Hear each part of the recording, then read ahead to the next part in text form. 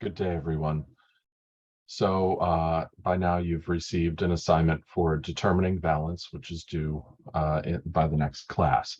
And I mentioned that if I had some time, I would put together a little tutorial to get you started with this assignment. So if you haven't started yet, or if you have started but you're encountering issues, perhaps this video will be helpful to you. So I'm going to start it for you, and actually we'll do some problems together in this video, and let me know if you have any questions. So I'll start by sharing my screen, which brings up the assignment. All right, there it is. Great. So this is your homework, determining valence. It's identical to what I gave you in class, except this is the electronic version. And you seemingly aren't given a lot of information for this assignment from what you're seeing here. It's just telling you determining valences, and then it's giving you just 2 bits of information: the atomic weight and the atomic number of each element. And there are a bunch on the front of the page and a bunch on the back. So the first one here, atomic number, is what I'm going to look at first. Now, in this case, the atomic number is 12. Remember in class that we said that atomic numbers aren't just some arbitrary number that's assigned to each element, but rather it is a periodic function of those elements. And in this case, the atomic number actually refers to the number of protons that are located within the nucleus of each element. So remember, I guess first things first, you do see a blank here. So we are given a total atomic weight, and then we're given an atomic number. As we mentioned, atomic number is the number of protons, and we also said in class that protons carry relative weight or mass to them. We're going to call each proton 1 in terms of its mass or weight. And then, so that means that out of the total atomic weight listed here for the first problem of 24, 12 of that 24 is taken up by the protons.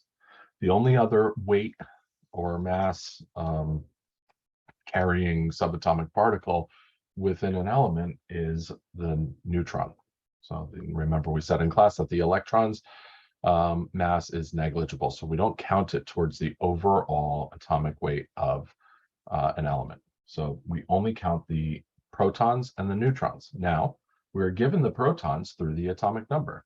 So we know that of the total atomic weight of 24, that 12 of that 24 is taken up by the protons, because that's the atomic number. So neutrons, pretty easy math here, represent the other 12 subatomic particles that make up mass.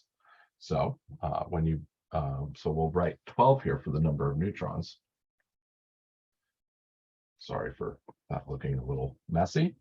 Perhaps I'll see if I can make it look a little nicer. Especially since there's a little text box around it. Okay, there's still a text box, but maybe that'll disappear after a little while. Okay, so number of neutrons is 12. Atomic number, aka number of protons, is 12. So the total atomic weight is 24. But remember, this I have had this assignment turned in where people have just done that math and thought that it was complete. But remember, the title of this is determining valence, and we just determined the number of neutrons in this particular element, which is magnesium, but we haven't determined its valence. So now we go to the work of determining the valence. So since we are given an atomic number of 12, and we figured out the number of neutrons, we know how the nucleus of this element is composed. So I'm first going to draw my nucleus, and then I'm going to say that protons equal 12 and neutrons equal 12.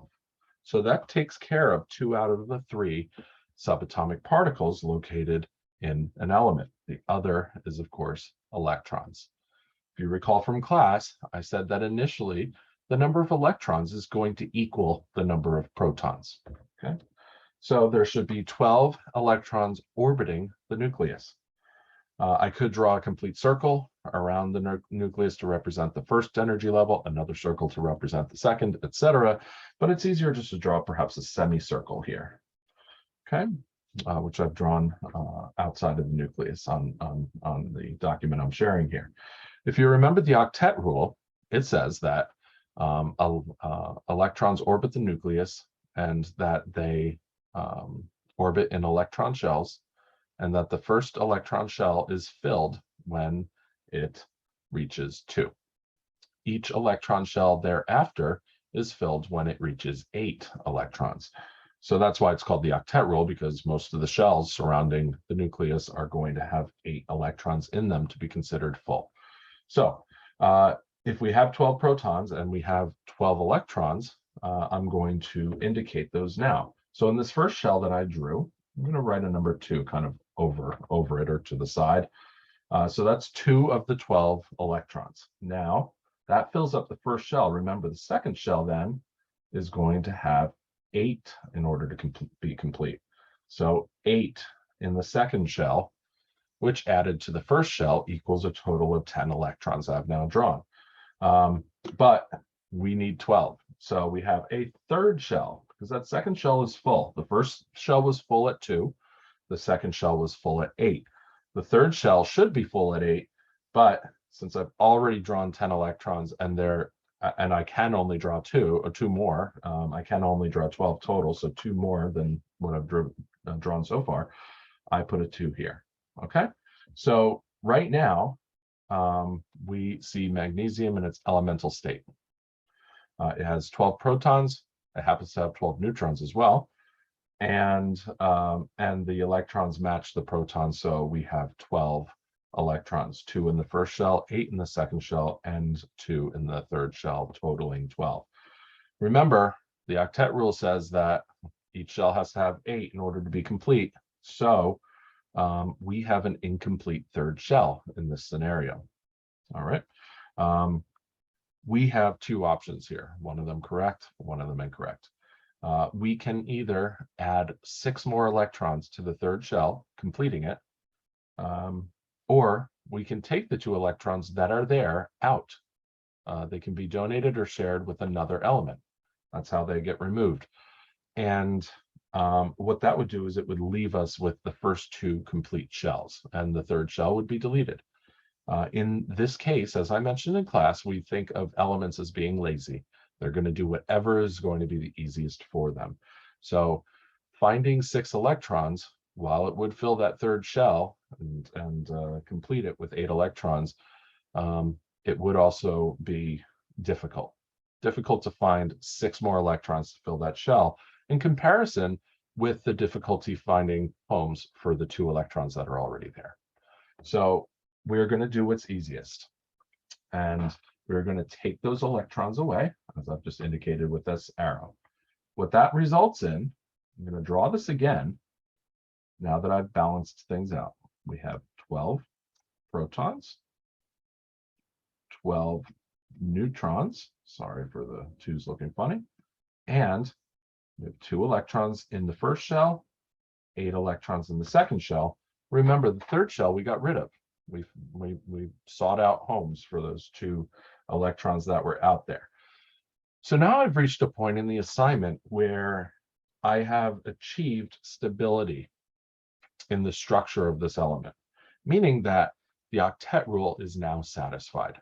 I now have complete shells orbiting the nucleus. I figured out the number of neutrons. That was the very first step. So that's been done. So now I can determine my valence. Okay, so it's as simple as determining valence, that is as simple as comparing the number of protons, which will never change. As I said in class, if you change the number of protons, it changes the element entirely. So we're not trying to do that. We are going to record the number of protons, like I said, which is unchanged for this and all the problems that you'll be doing. And now we're going to take a look at the number of electrons. Okay, so since we did make an alteration to the electron orbits here so that we could achieve stability, you'll notice that if I count out my electrons now, I have 2 in the first shell, 8 in the second shell, for a total of 10. Okay, so I have a scenario where I have protons equaling 12 and electrons equaling 10. The difference between 12 and 10 is 2. and the positives outnumber the negatives. So it's a +2. And that's our valence. +2 valence. Remember to write the sign, whether it's a plus or a minus. Let's do the second problem. And then perhaps I'll do another problem or even two. If there is a tricky one on here, I want to make sure that I do that. But the second one is quite important. You're going to see this a lot because it's oxygen. Oxygen is present in a lot of compounds, including water, methanol, which is used in embalming fluids, formaldehyde, which is certainly used in embalming fluids, etc. So it's an important element to know. Its atomic number is 8, meaning that it has how many protons? That's right, 8. We are given the atomic weight here of 16 and the atomic number of 8. Since that total atomic weight of 16 is contributed to by the protons, which number 8, we know that 8 out of the total mass is taken up by protons. The only other weight carrying component of an element is the neutron. So if there are already 8 protons here and a total weight of 16, there is room for 8 neutrons. You'll find in this assignment that many times the neutrons will equal the number of protons, but not always. So don't get ahead of yourselves. Make sure that you still do the math. Okay. So atomic number of 8. We said that is synonymous with 8 protons. So the atomic number is 8. That stands for the protons being 8. The neutrons we just figured out. They're located in the nucleus as well, and they equal 8. And then if we have 8 protons, that means that we have 8 electrons initially. So we have 2 that fill up the first shell, and then the remaining 6 will fill up the second shell. Okay, so that totals 8. 2 plus 6 is 8. So right now we have a balanced element, but it's unstable. So balanced in the sense that it's neutral in its charge, but unstable in the fact that it does not satisfy the octet rule. The second orbit should have 2 electrons in it, but it only has 6. So we have now the opposite scenario as what we had in the first problem. Now we have a case where the shell is almost full instead of slightly full, the one we're working with. So once again, though, the rules are the same. We ask ourselves, what is easiest for the element to do? And the easiest thing for this element to do is to bring in 2 more electrons.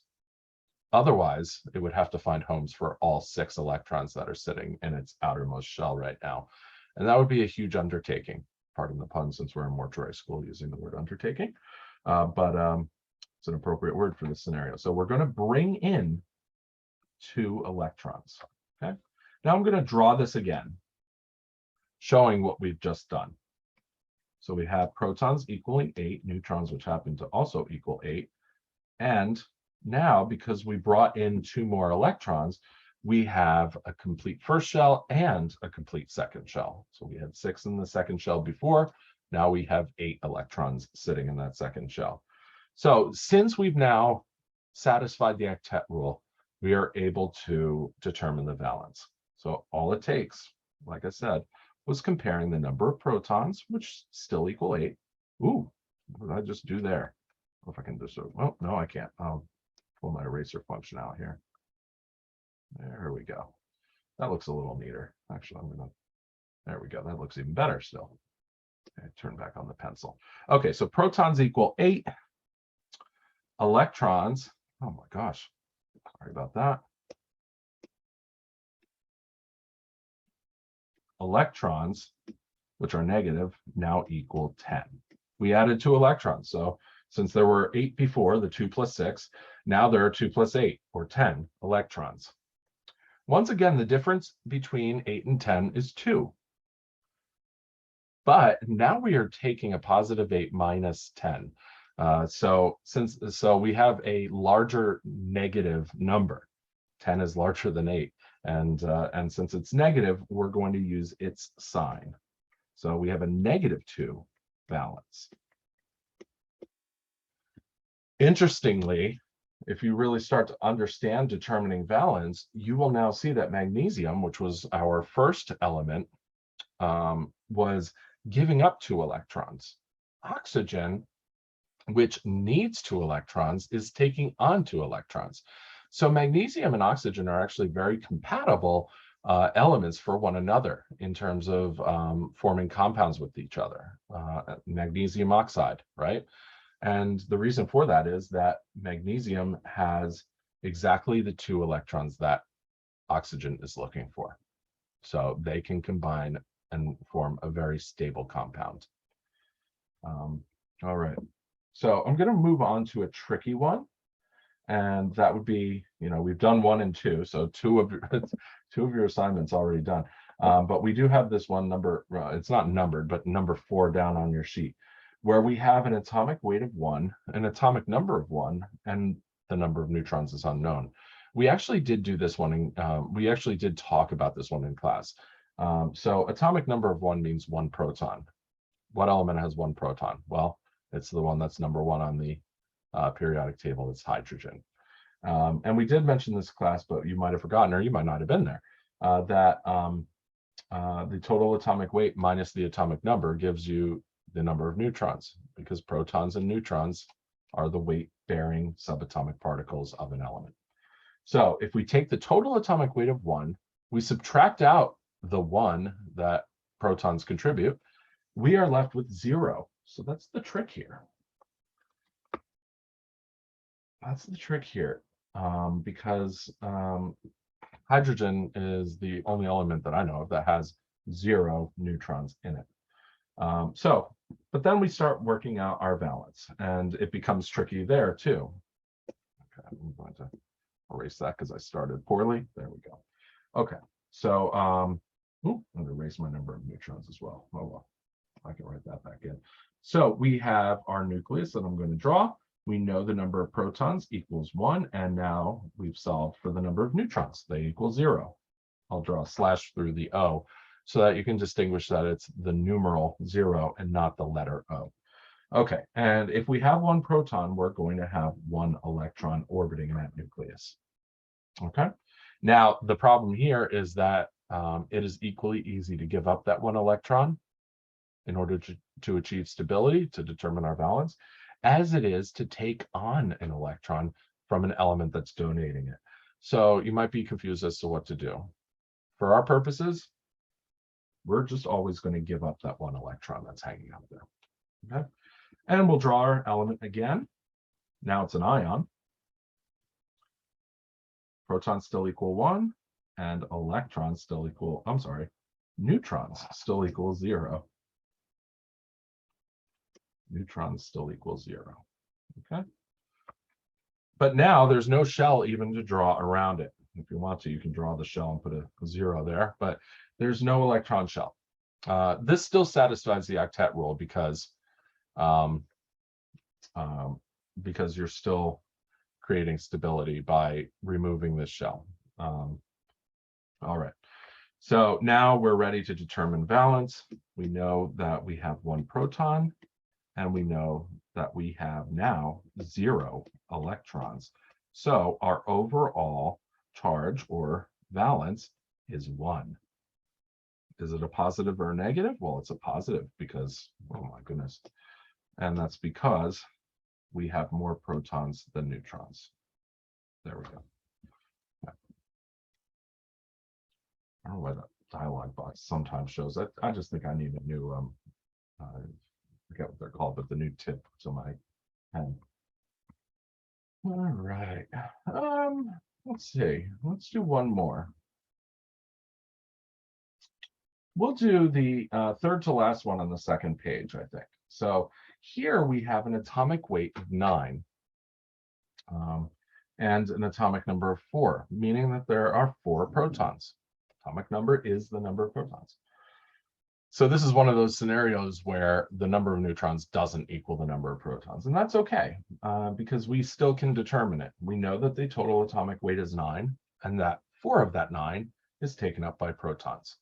So 9 minus 4 equals the number of neutrons, which is 5, right? 9 minus 4 equals 5. 5 plus 4 equals 9. We're happy.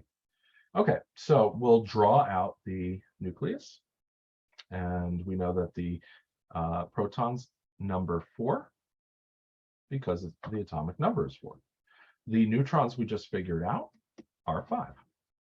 Okay, now we will draw our electron orbit, which initially is going to equal the number of protons. So we'll have 2 electrons to fill up our first shell, and we had 4 electrons to work with because the number of protons is 4. So that leaves only 2 more electrons to draw in the second shell. We're in a similar situation as we were back when we were talking about, which one was it? Magnesium? Yeah, when magnesium had a shell with 2 electrons in it kind of hanging out there. So the answer here is going to be the same, but let's work through it anyway. The reason I did this was because the number of neutrons is different. Okay, so what are we going to do with those 2? We're going to get rid of them just like we did with the first problem, magnesium, on the first page, leaving us with an unchanged nucleus. The nucleus is never going to change, not for our determining valence purposes anyway. Okay, there we go. What did we say neutrons were? 5. Okay. I'm lefty, so my hand is covering the problem we already did. So since we got rid of that stranded electron that was or those 2 electrons that were not filling that second shell, we only have 2 electrons left. So we are now satisfying the octet rule because our outermost shell, which happens to be the first shell, is complete. So we can now determine valence. We compare our protons, which number 4, to our electrons, which now number 2, and that leaves us with a positive 2 valence. All right. I hope that this video was helpful. If you liked it, smash that like. No, just kidding. Don't do that. I don't think you can, unless I post this to YouTube, which I actually probably will do. So yeah, why not? If you see this on YouTube, smash the like button just for fun, even though it's unlisted video and won't do anything except to inflate your professor's already inflated ego. If you have any questions, please feel free to reach out to me. Thanks so much for taking the time to listen. Bye.